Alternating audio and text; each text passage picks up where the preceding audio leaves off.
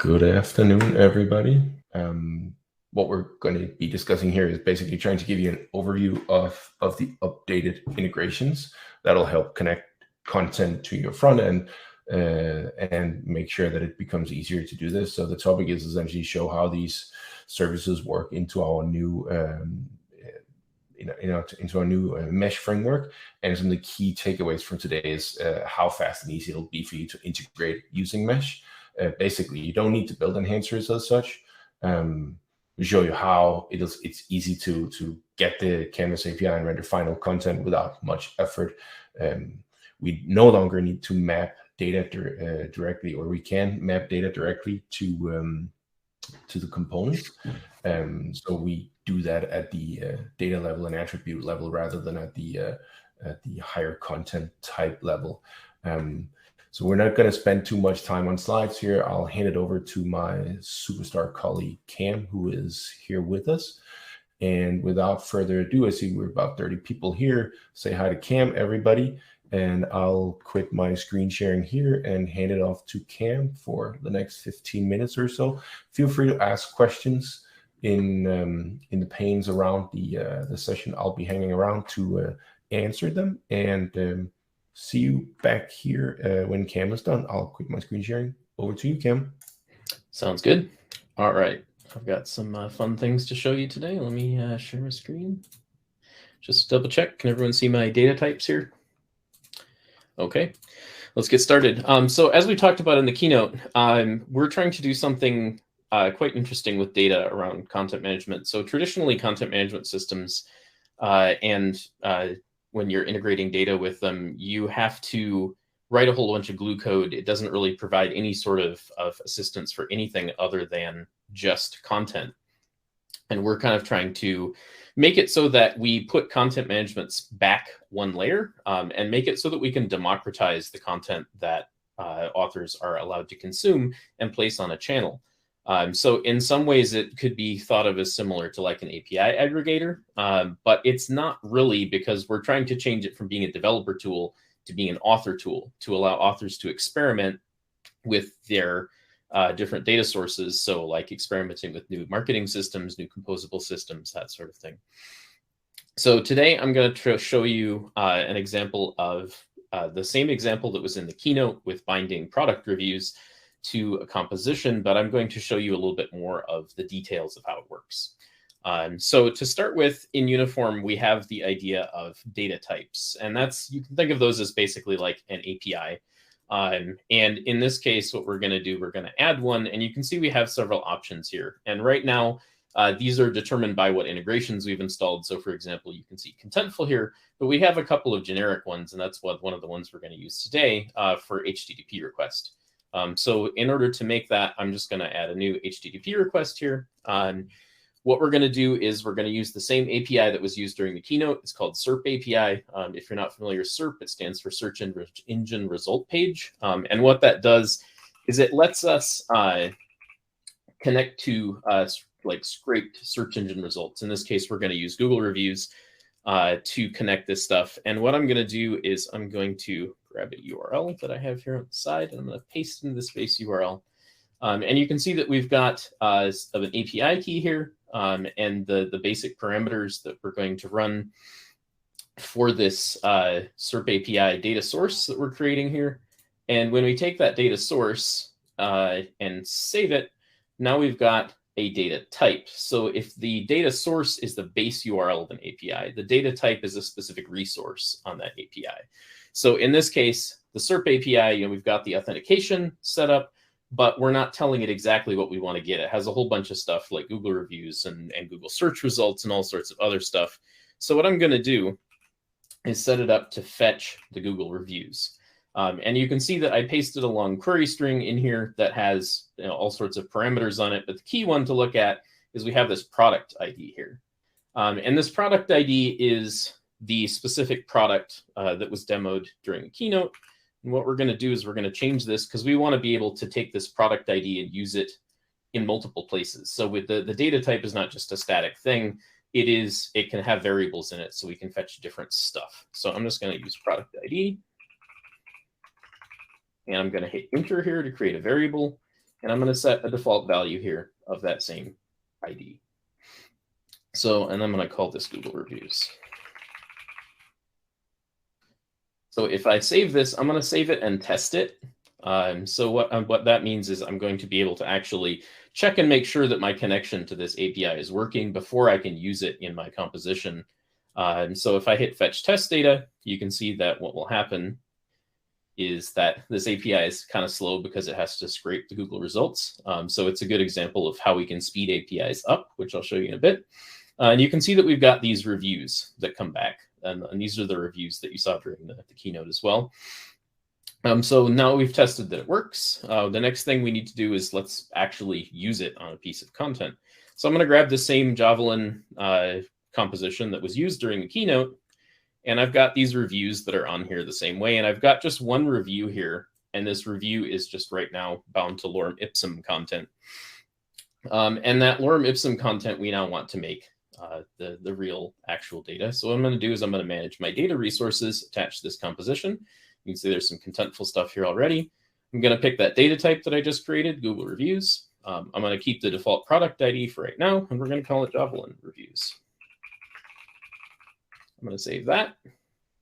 You can see that we fetched it, and now that it had it in cache, you can see the SERP API is actually quite a bit faster at 36 milliseconds. So now what we'll do is we'll grab the review title the same way we did before. We'll pick Javelin Reviews. We'll find our reviews, results. We'll grab Holy Grail of Coffee Makers, title, save that. And you might be thinking now, I've got like 5 fields here. And I don't really want to do this every single time that I want to make reviews. I don't want to have to go through here, make a data source, do all this other stuff, bind 5 different fields, hope that I bound them the same way as I did last time. It would be great if I could reuse this. And we can do that. So what I'm going to do is I'm actually going to back this out instead of grabbing that specific thing. I'm going to take these reviews here and I'm going to convert them to a pattern. And a pattern in Uniform is essentially a collection of components that you can reuse across a layout. And critically, I can add data parameters to them. So I'm going to call this product reviews. Because if you'll note, the review that we were editing there, it's just lorem ipsum content. Like I didn't have any data in that at all. It doesn't care where it got that data from. I could just type in there if I wanted to. So now we've got this reviews pattern that we've converted that's now reusable. So I'm going to go and edit this pattern. And you can see now we've got reviews and we've got the same untitled review in here. But if I go manage my data resources here, I can add the same review back, but I can check off this data parameter flag. And what that means, we'll call this product. What that means is that when I create this pattern, I will be prompted to override this piece of data. So instead of being tied to one specific product review, I can specify when I use this, not only do I want it to display reviews in a consistent and shared manner, I can specify a different product for it. So I can, and we have some dynamic capabilities to do that at runtime as well that I'm not going to be showing today, but got this this parameter shut up here, and now I'm going to actually connect it to things. So we've got these reviews, and what I need to do, since I have more than one review, I'm showing a collection of reviews. I'm going to make a loop. I'm going to select the set of reviews that I want to bind. So I've got 10 reviews here. And what that does is it creates the ability to reference inside of this loop. I'm going to move this review into the loop here. And you can see now I've got 10 things rendering underneath here. These are the different things that will be shown in this loop. So now if I take the review title, you can see it's automatically selected what's called the loop item. That's the current thing that I'm looping over in that array. So if I pick title here, Holy Grail of Coffee Makers, what it does is it actually takes and expands that out across the entire set of data that I have on my loop. So if I quickly set this up, we've got the review content, we've got the review rating, we've got the date,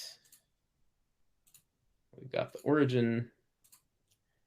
And if I save this, now we've got this reusable pattern that I can use for my reviews. So I'll go back to the composition that we started from here, and you'll see that now inside of reviews, we've got this not editable review underneath here, but we can take and reuse this review setup everywhere. And the way that we kind of envision people using this is being able to go and map generic components like review to a specific data source, and then be able to reuse it pre-set up with that data source.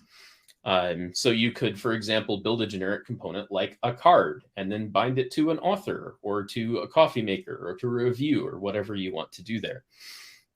So what I'm going to do now is we're going to swap this out. So if I go to my reviews pattern here, you can see over here, here's the reviews that I had by default that we set up when we made the pattern. So what I'm going to do is I'm going to add a new data resource just to this composition.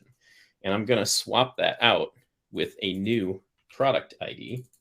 This is one, again, that I pre-grabbed. It's for a coffee grinder instead of a coffee maker.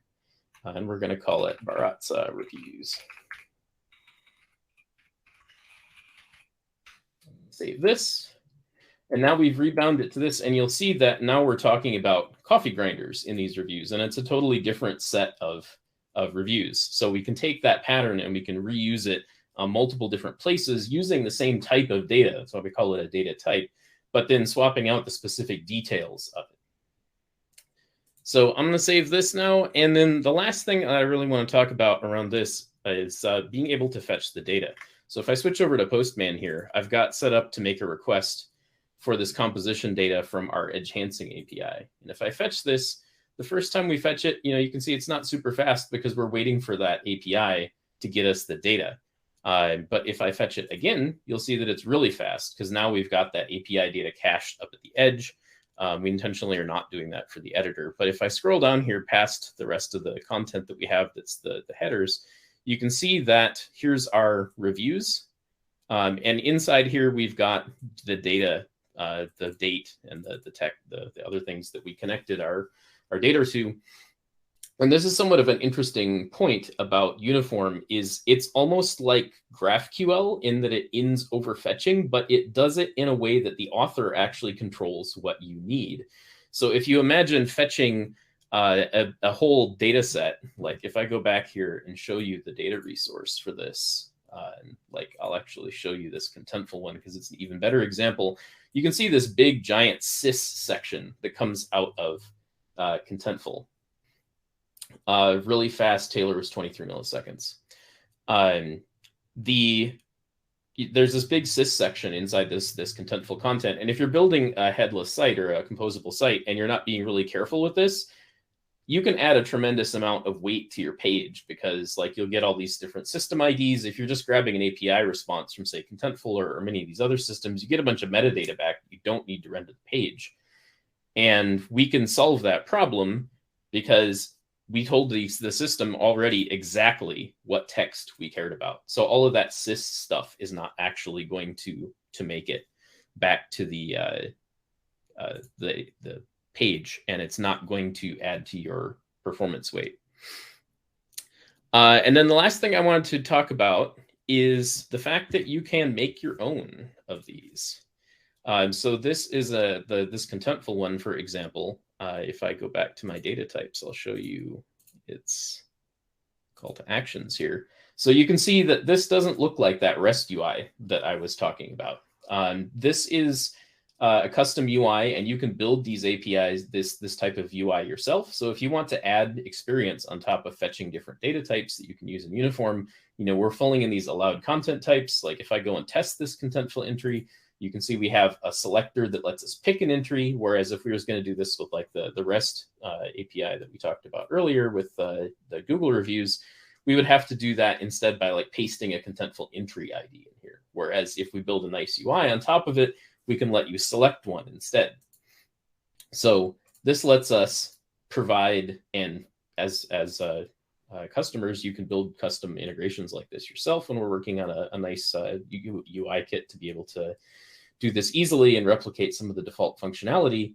It is all extensible, and you can patch data sources, data types, you can patch integration settings, like all sorts of places in the UI can be touched. So that's what I had for a demo. I think at this point we can open it up for questions. Thank you, Cam. There's been no questions so far in the chat. Are there anyone that want to post a question or ask a question before we sort of wrap up and send you all back to the main stage, now is the time to do it. Or of course, otherwise, feel free to reach out afterwards as well. You're always more than welcome to connect with us and ask any questions that you have around this.